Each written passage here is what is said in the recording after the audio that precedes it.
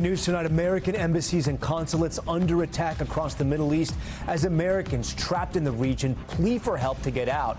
Plus, the 4 soldiers killed in action just identified.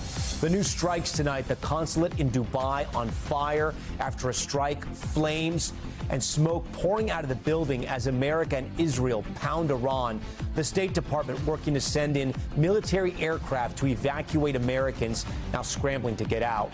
Also tonight, our Keir Simmons in Dubai, the city under attack, his up-close look at downed drones and missiles. Back at home, gas prices rising, stocks tumbling. The president's new plan to keep gas prices down. Will it work? Who will lead Iran? Our new reporting on the process to select a new supreme leader as Israel claims it bombed a building where clerics are set to gather to vote. The high-stakes primary race in Texas testing Democrats and Republicans. How today's votes could help decide who controls Congress. Mayday on the Hudson after a Cessna plunged into the icy river. How those on board miraculously survived. Plus, new videos of passengers evacuating a plane after the engine caught fire. Body cams takes a bullet. How this officer's equipment is being credited for saving his life. Plus, we speak with an Iranian-American journalist once wrongfully imprisoned in Iran, why he thinks this could be a turning point for the country. Top story starts right now.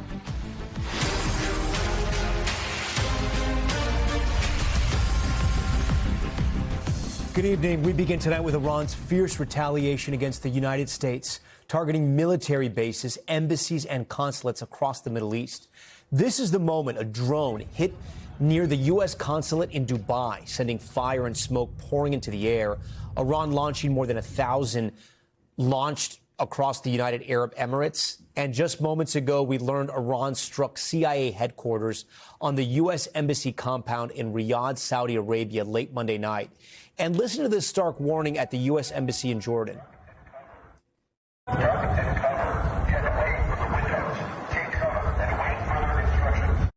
Duck and cover, take away, take cover. You heard it right there. A somber update tonight. We are now learning the names of the first Americans to die in this conflict. And you see them right here. They are Captain Cody A. Cork, Sergeant First Class Noah L. Tietjens, Sergeant First Class Nicole M. Amor, and Specialist Declan J. Cody. The U.S. military has not let up on this offensive, striking more than 1,700 targets in Iran in the past 72 hours, sharing footage of U.S. forces targeting multiple Iranian drones and launching a barrage of missile destroyers. And Israel still pummeling its neighbor Lebanon tonight, fires erupting in a coastal city after an Israeli airstrike targeted Hezbollah. Israeli forces also bombing the very building where the Ayatollah's successor was going to be chosen inside of Iran, the structure reduced to twisted metal and rubble. And still tonight, the desperate scramble to get thousands of Americans out of the war zone, commercial air traffic grinding to a halt, the U.S. State Department now working to evacuate U.S. citizens in that region. And the escalating conflict already sending gas prices soaring. We're tracking that side of the story as well, including the president's new plan to protect oil tankers in the region. What does that look like, and will it work? Our team of reporters fanned out across the globe to bring you the very latest. And we begin tonight with Keir Simmons, who leads us off from Dubai. Tonight, the new strike, a drone attack near the American consulate in Dubai. Parts of the building engulfed in flames. Authorities say no injuries, as Iran has unleashed new attacks against Arab countries. A fourth night with Dubai under threat from Iranian drones. With President Trump touting success in the US and Israeli operation, CENTCOM saying over 1,700 Iranian targets have been hit. They have no Navy, it's been knocked out. They have no Air Force, it's been knocked out. They have no air detection, that's been knocked out. Their radar has been knocked out. And just about everything's been knocked out. And Israel expanding its war too, now launching strikes against Hezbollah across Lebanon. But Iran remains the main target. This video showing a demolished building where clerics were expected to select a new supreme leader to replace the Ayatollah who was killed. Israel reportedly targeting the site. So these are bad people, and the leader of the pack is gone. There was another hit today on the new leadership, and it looks like that was pretty substantial also. so they're getting hit very hard. And now the rush by Americans to try to get out of the region, after the State Department urged US citizens in 14 countries in the Middle East to leave on commercial travel. Late tonight, the State Department says it's actively securing military aircraft and charter flights for Americans who wish to leave. The airspace is closed, so there's no idea on how to get out. We spoke to Americans, Kiran Ali and her husband, who have heard Iranian strikes here in Dubai. It sounded like a cannon. All as the Pentagon says it's destroyed all 11 major Iranian naval vessels, and new video shows US forces taking out missile launchers, which CENTCOM says Iran has been using to indiscriminately fire missiles at multiple countries, including civilian targets. They hit countries that had nothing to do with what's going on. They were sort of leaving everything alone. All of a sudden they had missiles shot in, which shows you the level of evil that we're dealing with. President Trump today meeting with Germany's Chancellor.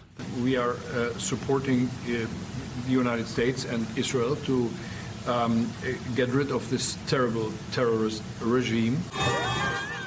And there are growing signs. Iranians are fed up with their unpopular government. The Iranian women's soccer team, in an apparent protest against the Iranian regime, staying silent while the Iranian national anthem played in a match in Asia.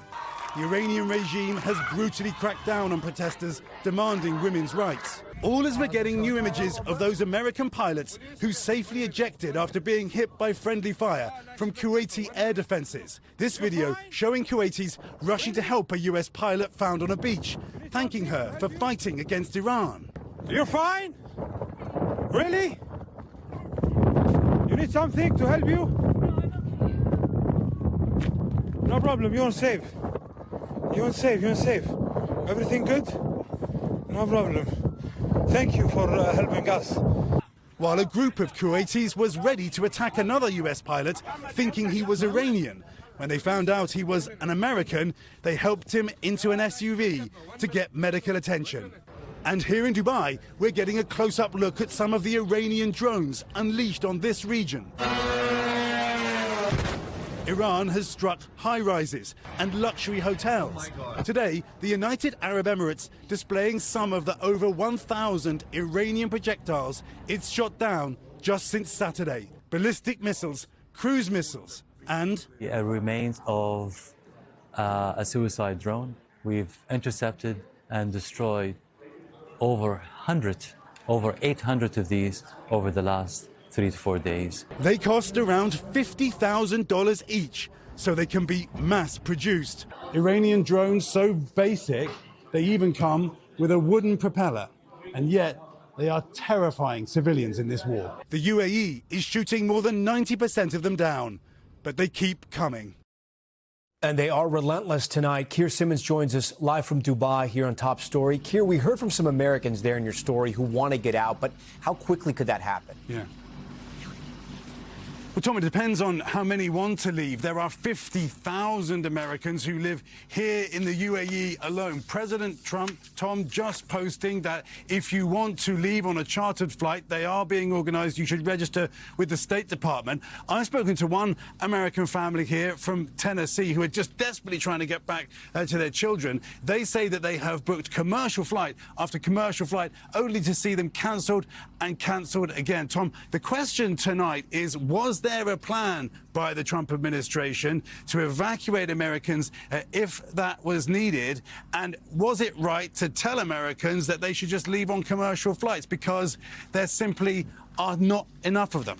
Tom? Okay, Keir Simmons leading us off. Keir, we thank you. I want to get right to NBC's Danielle Hamamdjian, who is in Beirut, Lebanon tonight. Danielle, we know that the U.S. embassy there has been closed until further notice as Israel launches strikes against Hezbollah across the country. Are those strikes continuing into the night?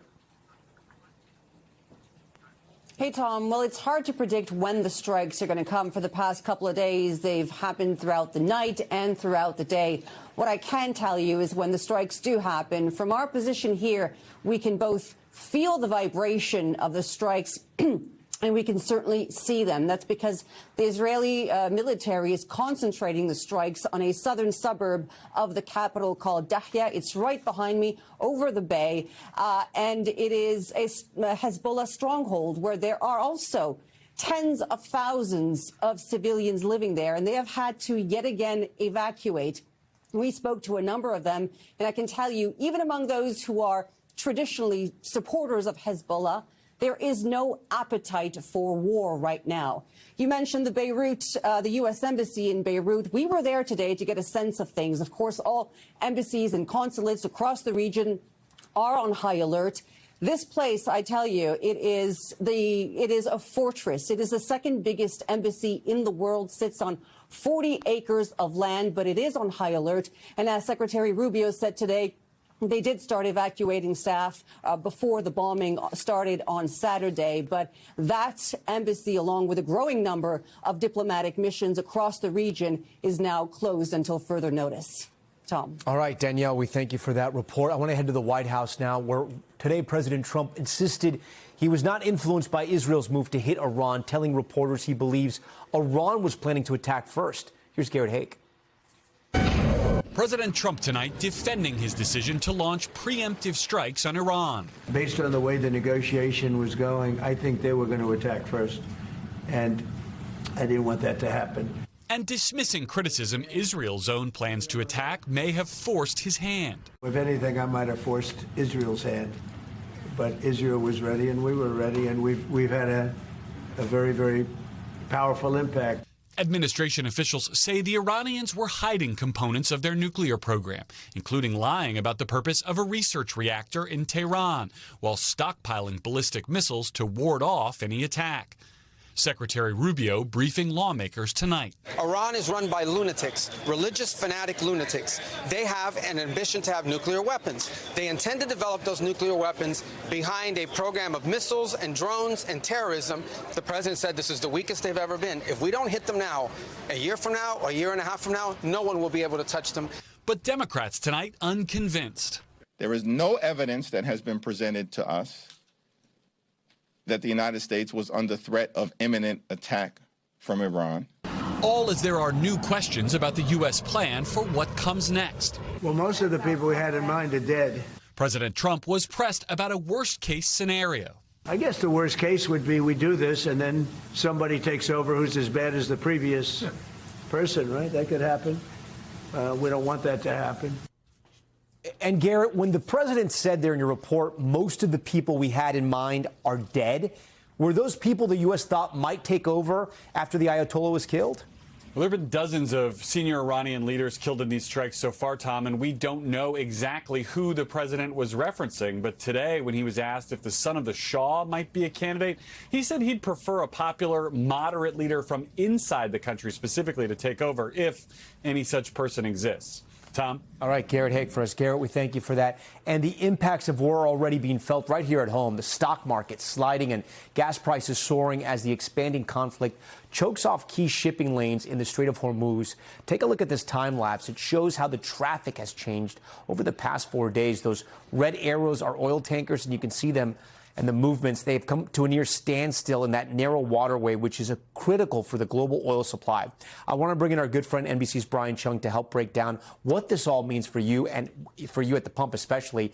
Gas prices jumped about 11 cents here. What more do we know about that, Brian? Yeah, that means that the average gallon of gas here in the United States is $3.10. That's up 11 cents just from yesterday and ranks, by the way, Tom, among the top movements that we've seen in gas prices in a single day since 2005. In the top 10, in fact. By the way, that's up 22 cents from last month, and there's signs to think that this is not going to stop here, because for every $10 that a barrel of crude oil trades higher, that's going to be 25 cents per gallon that we face at the pump, Tom. And for folks looking at their 401k, the stock market's been a little bit of a roller coaster lately. What's going on there? Yeah, well, yesterday it seemed like things were going to be okay. The stocks essentially ended the day flat, but here we are on this Tuesday with the stock market reacting pretty negatively. The S&P 500 as well as the NASDAQ composite, again, that tech-heavy stock sector, going down by 1%. At one point, Tom, it looked like it was going to be even worse. They opened up earlier in the morning and were on track to be the worst day for stocks since April last year, but it seemed to pair some of those losses at the end. Yeah, a lot of this is connected to oil, and President Trump late today said that the U.S. would provide insurance, essentially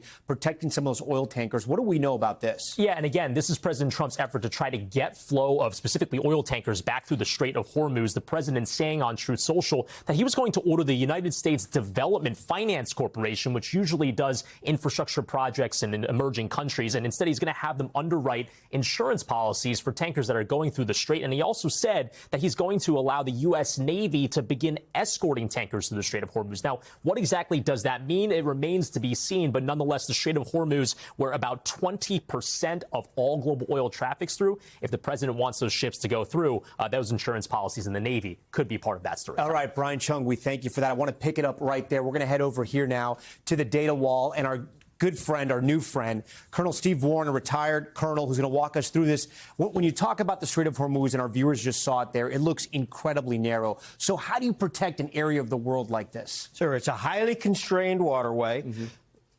That has to be protected in one of two ways. Back in the 80s, we protected this by one naval vessel escorting one tanker.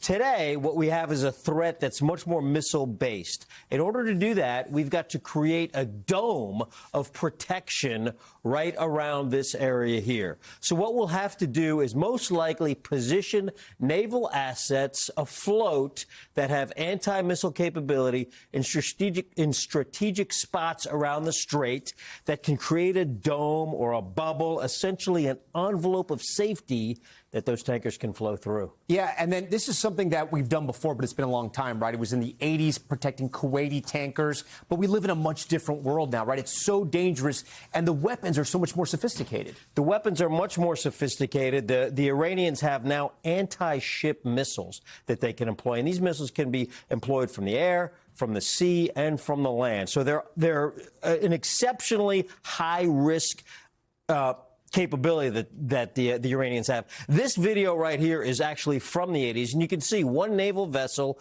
escorting a single tanker through the Straits of Hormuz. Again, this was back in the 80s. Today, the threat is much more advanced. Yeah, and we have to think this is incredibly dangerous, right? Because these tankers, they're carrying hundreds of thousands of barrels worth of oil. They're essentially floating bombs if they were to get hit by a drone or a missile. Tom, a direct hit could be catastrophic. Yeah. It's full of oil. Think massive fireball, but much more importantly, it would also be an environmental catastrophe. These are thousands and thousands of gallons of oil spilling into the sea. So since we have you here, I do want to talk about the map of Iran and where some of these strikes are happening. The president has sort of teed up, if you will, the next big phase. He says the next big strike is coming. Where do we think they're going to hit next? Sure. There's a couple of options. It may simply be turning up the dial and hitting everything just a little harder. More probably, it's going to be one of two things. Either, remember, the president has said he wants to sink the Iranian Navy. We've given it a lot of damage already, but we could finish that off. Or the last thing is these nuclear sites. And you can see them here on the map. Several nuclear sites. They've been struck already once. We struck them back in June of 2025, but they're ripe for re-attack. And so I think that could be the other thing that we might see. Colonel Steve Warren, we thank you for being here. Thank you for explaining all of this. We're going to be back in a moment with a short break with a terrifying crash landing on the Hudson, a plane going down on the icy river, how the student pilot and instructor made it out alive. And right now, voters in several states casting ballots to kick off the 2026 midterms. We'll break down the primaries and what they could mean for control of Congress. Plus, how a deputy's body cam helped save his life during a gunfight. We'll show you that dramatic video ahead on Top Story.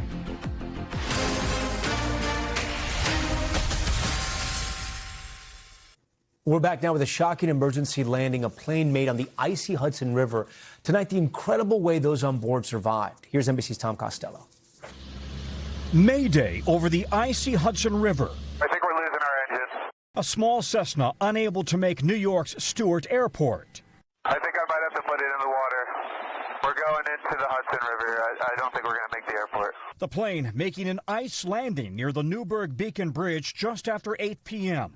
Both the student pilot and instructor swimming to shore. Ultimately, they were treated for hypothermia.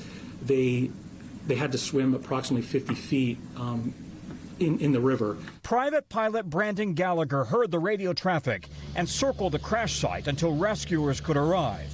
He must have had amazing skill to be able to keep that Cessna completely upright and not, nose it over. New York's governor calls it a second miracle on the Hudson after Captain Sully's famous river landing in 2009. Meanwhile, dramatic video of Monday's emergency landing at LAX. Passengers evacuating from a United flight bound for Newark after a reported engine fire. As smoke billowed from the engine, passengers ran from the plane, some screaming. A temporary ground stop at LAX. And today, the right wing of a Singapore Airlines flight hit the tail of a Spirit Airlines flight at Newark International. Amazingly, only minor injuries reported from the ice landing and the LAX emergency. The FAA now investigating all 3 cases. Tom? Okay, Tom Costello, we thank you. Still ahead on top story, the landmark verdict out of Georgia. A father of a school shooter convicted on murder charges. We'll explain how. Plus, the daring nighttime rescue, how lifeguards helped save a man trapped on a cliff. That's coming up.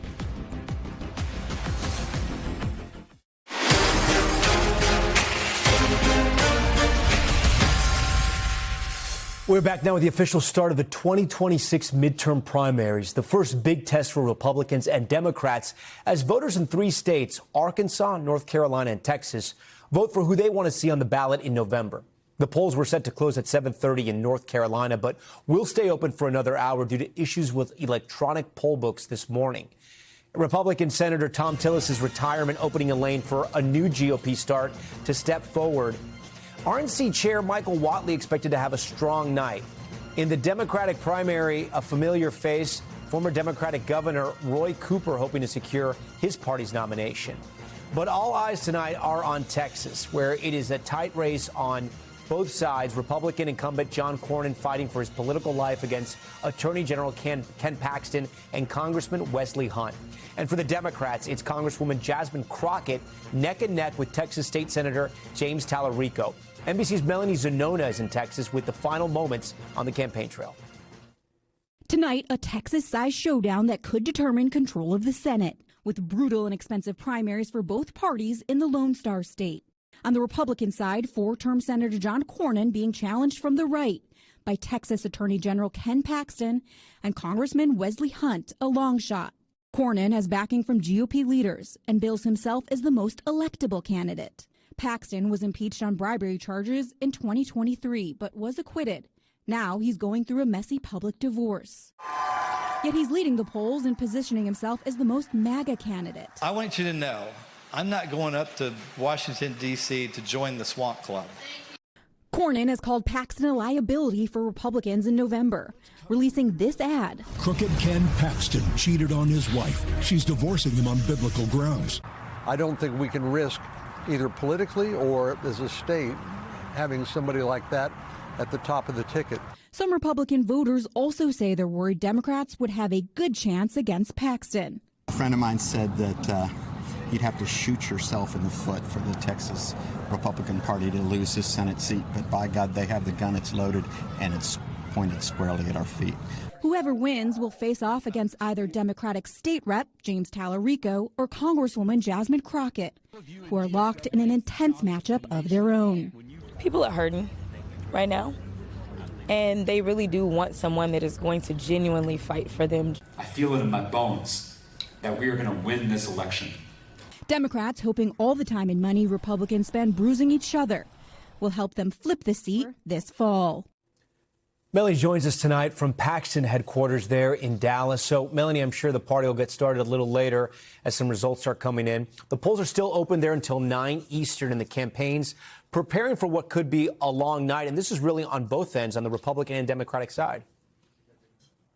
That's right, a long night and actually a long few months ahead. That's because we are not expecting an outright winner tonight in Texas. If no candidate gets more than 50% of the vote, it goes to a runoff, which will happen in May. But we should get a sense tonight, especially on the Republican side, of where the candidates stand. And Tom, that is important because it might dictate whether President Donald Trump, who so far has been on the sidelines of this important Republican primary, actually decides to get in the race. Tom. All right, Melanie Zanona there on primary night. If it is election night, you know Steve Kornacki is standing by at the big board. Steve, a tight race on both sides in Texas tonight. Suspense, Tom, in both parties. Start on the Republican side. John Cornyn, four-term incumbent. Can he survive this primary? Remember, this is a runoff state, so if nobody gets a majority, 50% plus one of the vote tonight, the top two are going to advance to a runoff. But if Cornyn does end up in a runoff, and folks think if he does, it's likely to be with Ken Paxton, what position will Cornyn be coming out of tonight? Will he be lagging behind Paxton? Will he look weak? That would be an awfully tough spot to be in for a runoff.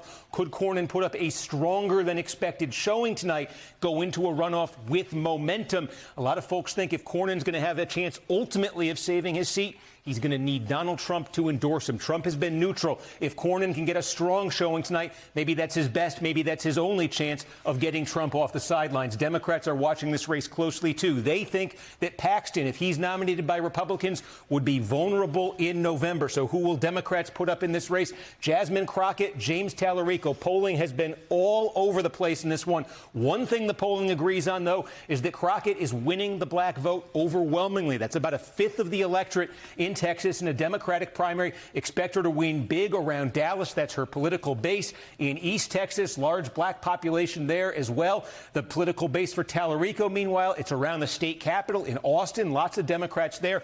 And I think the group that may decide this primary, Tom, Hispanic voters. We don't know how they're going to break in this election, but keep an eye on El Paso, on South Texas, and on the San Antonio area. That may be where this primary is decided. All right, Steve Kornacki, we'll be watching. Let's bring in our panel to break down the Texas Senate primary races. Ashley Etienne, former communications director to Vice President Kamala Harris. Matt Gorman, a former communications director for the National Republican Congressional Committee, a good friend of Top Story. And Patrick Svitek, political reporter for The Washington Post. Patrick, I actually want to start with you because I know you know Texas so well. What's something that has sort of surprised you about this primary season down in that state that you've covered? Look, I think looking at the Democratic primary, it's been pretty striking how much of a financial advantage that James Tallarico has been able to build over Jasmine Crockett, who entered this race with larger name ID, with a larger national profile, with a longer history of raising big money at the federal level. But James Tallarico, a state lawmaker stepping into his first federal statewide race, has been able to outraise her both on the campaign side, and then the main super PAC supporting him has vastly outraised and vastly outspent the main super PAC supporting Jasmine Crockett. And so I think that's one thing that immediately stands out tonight and that I think will be a big factor to watch when we look back on this Democratic primary. And then on the Republican side as well, Patrick, kind of break it down for us here, right? Because it really is an interesting race. You have somebody who's been in the Senate for a very long time, Senator Cornyn, who's been an ally to President Trump, and yet President Trump does not want to get involved in this race that has gotten very hot and very ugly. Yeah, Cornyn, if you look at polling over the years, he's someone that Republican, voters in Texas don't necessarily hate, but they also don't love him. And they also don't, they have come to expect more from their Republican officials at the state level in the age of Trump. They expect them to have a bigger, louder profile and be more vocal in supporting Trump. Look at someone like Ted Cruz, for example, someone who's more vocally supportive of Trump, who has his own podcast and is constantly inserting himself into media cycles. And so Cornyn just doesn't have that profile. He's always been a little more under the radar, and I think that has created all these political vulnerabilities leading up to this moment. Yeah, and though he's younger than the president at 74, he may be part of this sort of class of senators that is getting up there in age that may be eventually voted out in the primaries and elections to come in the next few years. Ashley, the Democratic candidates we heard there from Patrick don't differ much in policy, but they are appealing to different groups, and there have been attacks, right, that maybe one is not appealing enough to Latino voters and the other is not appealing enough to black voters. You need both coalitions if you want to win in Texas, especially against Republicans.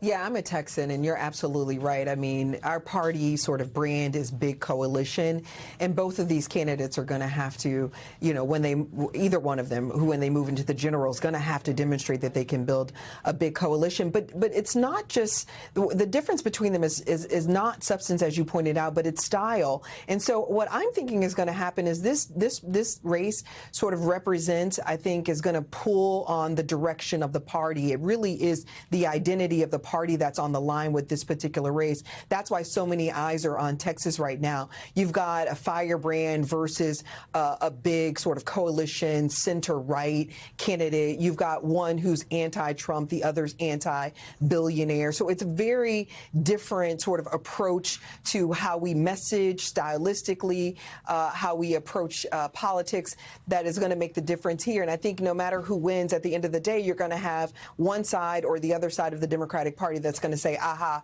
I told you so. It's my side that actually should win. So that's what's really at play. The Democratic Party is in an identity crisis right now. Both of these candidates represent different factions of the party, different stylistically aspects of the party, different approaches to campaigning right now. And so I think there's a lot of eyeballs on the state for this reason to determine which way should be the direction of the party. Well, Ashley, as you said, it's your home state. So give us kind of who's on top here, right? Is it electricity versus electability? Is Tallarico the electable candidate statewide in Texas to run against a Republican?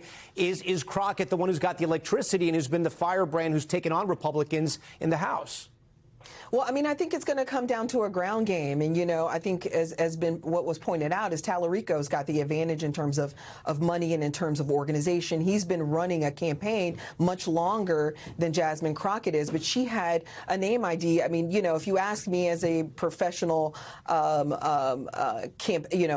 professional sort of political person, she should have closed this race out a long time ago with him. You know, I'm surprised that he's catching as much momentum as he actually has. But it's going to come down to who can turn out their voters. You know, 58% of early voters, which we know is skyrocketing right now among Democratic primary voters, has been leaning more towards Tallarico. Jasmine Crockett has been turning out black voters. Many of them will come out today to vote for the first time. So she's got a lot of pressure to turn out not just the black base, but also low propensity black voters. And Latino voters is the X factor in this race right now. Which way are they going to go? And if she could just split that Hispanic Latino vote, I think she's going to pull it out. Matt Gorman has been so polite here, waiting his turn. Matt, I'm going to ask you: Are Republicans really worried about this race? Are they worried if they don't go with the right candidate that they're going to lose the Senate seat? Is that a real fear? I think there's a fear it could be competitive. Now Paxton has won statewide multiple times, including 2018, a pretty bad year for Republicans of Trump midterm. So he can do it.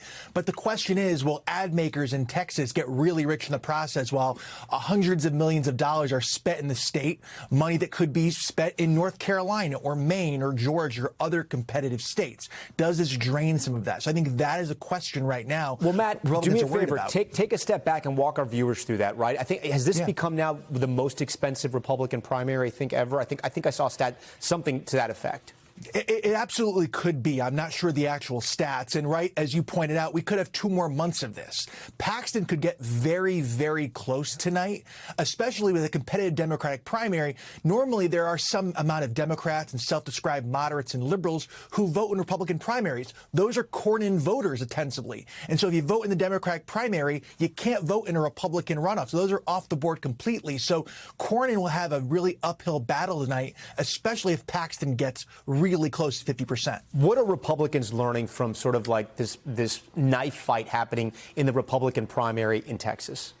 I think they're learning. I think Patrick put it well. You know, Cornyn has been a great senator, but he came up in the George W. Bush Republican Party, and that's not who we are anymore. It simply isn't. He's been in the Senate since 2002. And you're right, Ted Cruz and John Cornyn are very different profiles of a senator. So if John Cornyn can get through the runoff, anything could certainly happen, but it's very different than the Republican Party John Cornyn was elected in over 20 years ago. Patrick, what is the Trump effect in Texas? Right? He decided not to endorse in the Republican primary. He stayed out of it. We'll see what happens when it goes to a runoff. My sense from both conversations with him and also what he said publicly is that he's not going to get involved, I think, until there is a candidate to go on the ticket. Will he put his thumb on the scale? Will he come out there and campaign for the candidate, or will that hurt a Texas Senate candidate come November?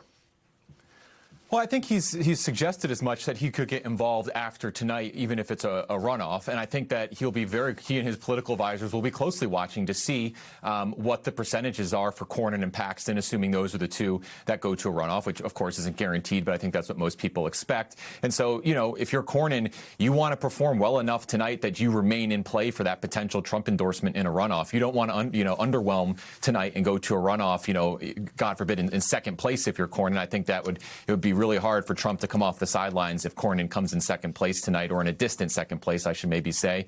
And then as far as Trump's standing in Texas, he remains very popular with Republican voters in Texas. I think in the latest University of Texas poll, he had a 81 or 82% approval rating with Republican voters in Texas. With the broader electorate in Texas, though, he's slightly underwater. I think the same poll showed slightly more overall Texas voters disapproved than approved of his job performance. And so, that's the divide here in Texas. Trump's overall approval rating in Texas over the years has been relatively stable, at least compared to other so-called, battleground states where you see the approval trend kind of mirror the national trend. In Texas, Trump has either always been kind of several points above water or several points below water. I mean, I think he's just a very, very familiar entity to voters here. And then, Ashley, we know that Kamala Harris, the former vice president, endorsed Jasmine Crockett. Does that have any effect on the Democratic side? I know endorsements don't matter much anymore, and maybe they never have, but her getting involved, it's kind of interesting. It's like, who are the big Democratic power brokers? It's unclear, I think, still at this point. But do you think she helps Jasmine Crockett with that endorsement? I actually think she does. And I think, I wish it would have come a little earlier, but I think she does. I mean, the vice president is incredibly popular across the state and across the country. I think voters trust her. I think what the Republicans did so strategically, which was to sow a level of doubt around whether or not Jasmine Crockett could win a general election. And I think Tallarico played into that kind of brilliantly. And I think the vice president came in late to sort of reset that narrative, and I think she did that effectively. But the one thing, as you asked the question about what Trump's effect will be in this race, if you look at the polling data, being a Texan, this is the first time in my lifetime, not only have I seen the Republicans have a primary race, but it's the first time I've seen where the majority of Texans disapprove of the direction of the state. The majority of Texans believe that their personal finances, aren't getting any better. They think that the state's finances are going down the drain. So I find that incredibly compelling, and I think it's going to enable us to have a good fight in the general election and potentially win this thing. Ashley, Matt, Patrick, what a great conversation. We'll all be watching the results as they come in tonight. I'm sure we're going to have much more conversations down the line. We appreciate it. Stay tuned right here to NBC News Now. We're going to have full special coverage of the midterm primary election starting at 8 p.m. Eastern right here. Now to top stories news feed. We're going to start with the fiery hearing on Capitol Hill. Not sure if you saw this, but Homeland Security Secretary Kristi Noem facing questions over the deadly shootings of two protesters in Minneapolis, Renee Nicole Good and Alex Preddy. They were killed by immigration officers earlier this year. In the hearing, Secretary Noem defended her department's tactics and pushed back against criticism from Democrats who say she wrongly portrayed the protesters as the aggressors. And a landmark verdict out of Georgia in the trial of Colin Gray, the father of an alleged school shooter convicted of second-degree murder and involuntary manslaughter. He's accused of giving his teenage son access to a gun used in the mass shooting at Appalachian High School that killed 2 students and 2 teachers and wounded 9 others. Gray is facing up to nearly 250 years in prison. And in Florida, a body cam saves an officer's life. Check this out. Video shows a sheriff's deputy in Volusia County investigating a vandalism incident when the suspect comes out and starts firing, striking the deputy twice. Officials say the body cam he was wearing stopped a fatal shot to the chest, and as you can see here, it's badly damaged from the bullet. And new video of a daring nighttime rescue in California. You can see lifeguards in Redondo Beach helping a man stuck on a cliff. Before fire crews arrived by helicopter to hoist him out, officials say the lifeguards found the man trapped in thick brush and lowered him to the base of the cliff so crews could reach him. Okay, coming up, more coverage of the escalating war with Iran. We'll take a closer look at the push to install a new supreme leader and the efforts to stop that from happening. Stay with us. We're back now with our ongoing coverage of the expanding war with Iran after that joint U.S.-Israeli operation killed the Ayatollah. Iran tonight appears to be moving quickly to install a new supreme leader, even as Israel drops bombs to try and keep it from happening. Raf Sanchez reports on the selection process. Tonight, just 3 days after the killing of Ayatollah Khamenei, Iranian state media says a final vote is underway to pick a new supreme leader of the Islamic Republic. But Israel is doing what it can to derail the process. Today, bombing this building in the city of Qom, used by the assembly responsible for picking the new leader. The killing of the 86-year-old Ayatollah, whose compound was hit in the opening strike of the war, has left a leadership void at the top of the regime. The leader of the pack is gone, and as you know, 49 people were taken out in the first hit. For now, a three-man temporary council is in charge, including the president, who has limited powers, the chief justice, and a senior Islamic cleric. They're meeting in a secret location to avoid U.S. and Israeli attacks and say they'll swiftly install a new leader. By law, that new leader must be a man, a religious figure, and elected by the Assembly of Experts, a council of 88 Islamic scholars. Iranian state media says none of the assembly members were killed in today's strikes, and that they're voting remotely for their own safety. Two sources tell NBC News that a CIA assessment made before the war concluded the next supreme leader will likely be a hardliner, possibly a member of the elite Revolutionary Guard. Contenders include Khamenei's own son, Mujtaba, who three Iranian officials tell the New York Times is emerging as a frontrunner, and Hassan Khomeini, the grandson of Ayatollah Khomeini, the founder of the Islamic Republic. Another possibility, the Chief Justice, who helped violently crush protests back in January. The U.S. hopes any new leader won't be in power for long, and that the protesters will rise up again, this time to topple the existing system once and for all. Raf Sanchez joins us tonight from London. Raf, do we have a sense of when a new leader could be announced? So, Tom, Iran's foreign minister says the announcement could be in the next couple of days, though there are reports in Iranian state media that they may want to wait until after the funeral of Ayatollah Khamenei, so that would delay things a little bit. Either way, it's clear that the regime is trying to move quickly to show stability, to show both their own people and the world that even though the old supreme leader is dead, the system survives. Tom? Yeah, and then, Raf, we heard the president say earlier that most of the people the U.S. had in mind to take over are dead. Do we have a sense of who else they could be looking towards? And do we even know if they meant who would possibly take over, or did that mean who they wanted to take over? Yeah, Tom, it's really striking. There is this whole universe of possible candidates. There are people in exile. There are people inside Iran, some people potentially even part of the regime. But at this point, it just does not look like the White House has a clear candidate lined up. Secretary of State Rubio was asked about this, and he said, look, if there is a mass uprising to overthrow the regime, we will monitor the situation, and we'll see how it plays out. Tom. All right, Raf Sanchez for us. Raf, we thank you for that. When we come back tonight here on Top Story, a journalist who was wrongfully detained in Iran joins us here in Top Story. We'll get the perspective on the widening war and what the future of Iran might look like. Stay with us. Finally tonight, we're joined by a journalist who has experienced injustice at the hands of the Iranian regime personally. Jason Rezaian was the Washington Post's Tehran bureau chief in 2014 when he was wrongfully detained. He was held for 544 days in Iran's most notorious prison, where he was interrogated and subjected to psychological torture. These images show him after release as part of a prisoner swap in 2016.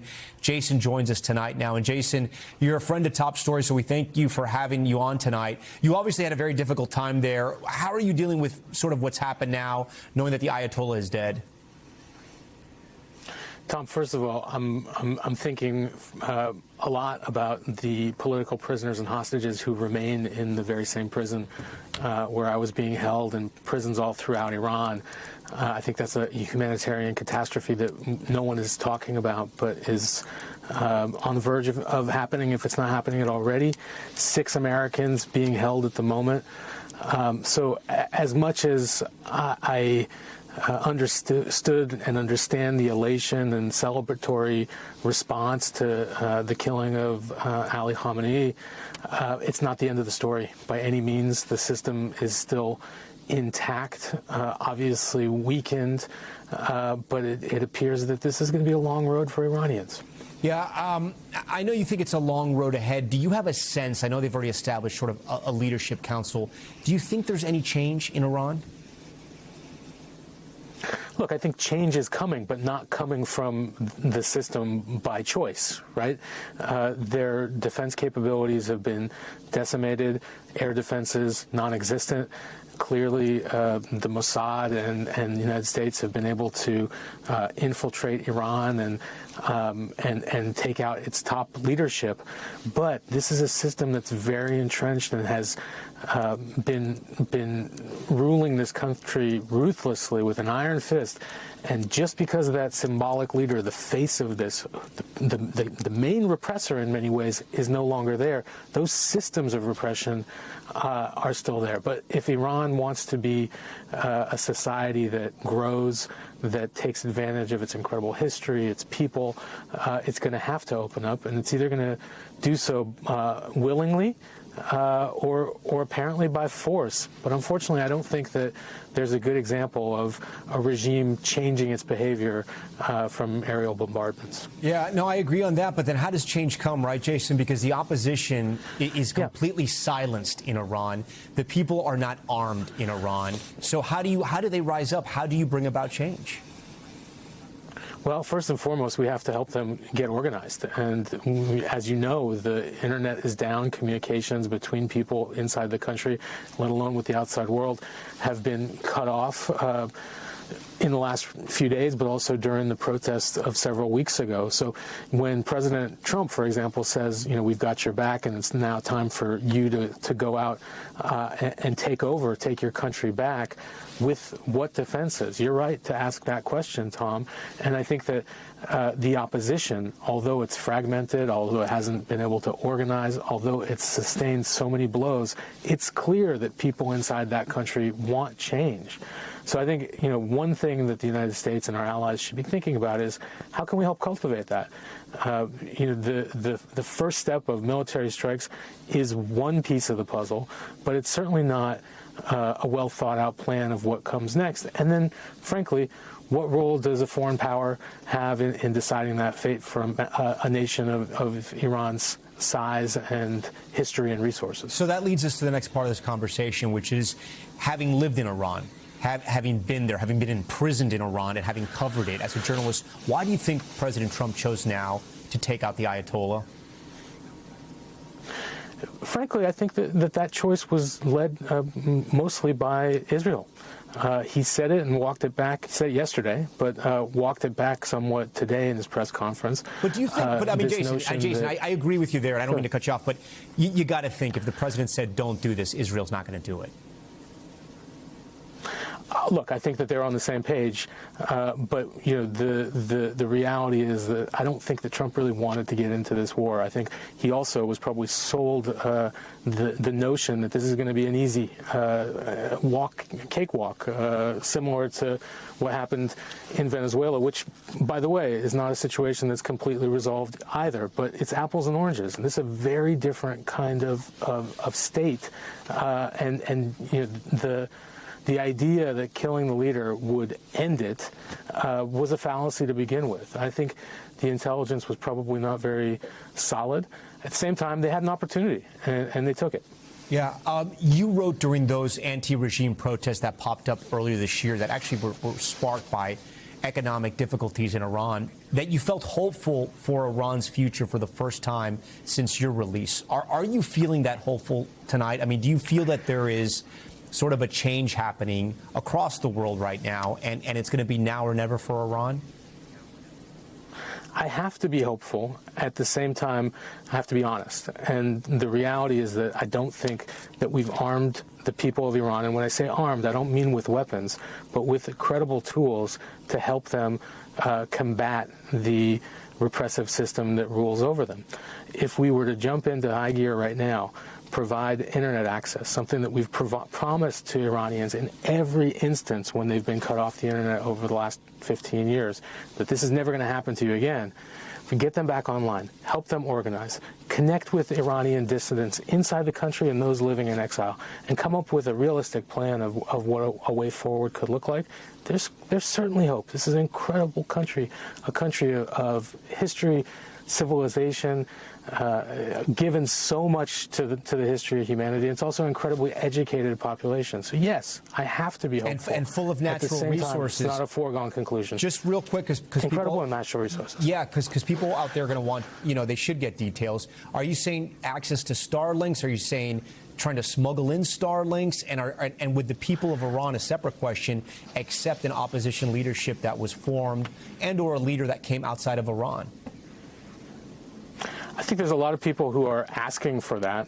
I don't think that's the long-term best situation for the Iranian people if they hope for a democratic situation. You got to do that civil society building at home. Yes, to the question about Starlink, there is Starlink terminals operating in the country. They have been for the last couple of years. Send in many more of them. There's also something called direct-to-cell access that can be sort of a switch that's almost flipped, but it would require congressional legislation to make that available to Iranian cell providers and cell phone owners. So yeah, there's a lot that we can do, and we should be focusing on that right now, because this is not a situation that's going to end tomorrow, and it's not one that's going to end a week from now. This is ongoing. We're in it now. We're completely invested in it, and we owe it to those people to support them to find a better future.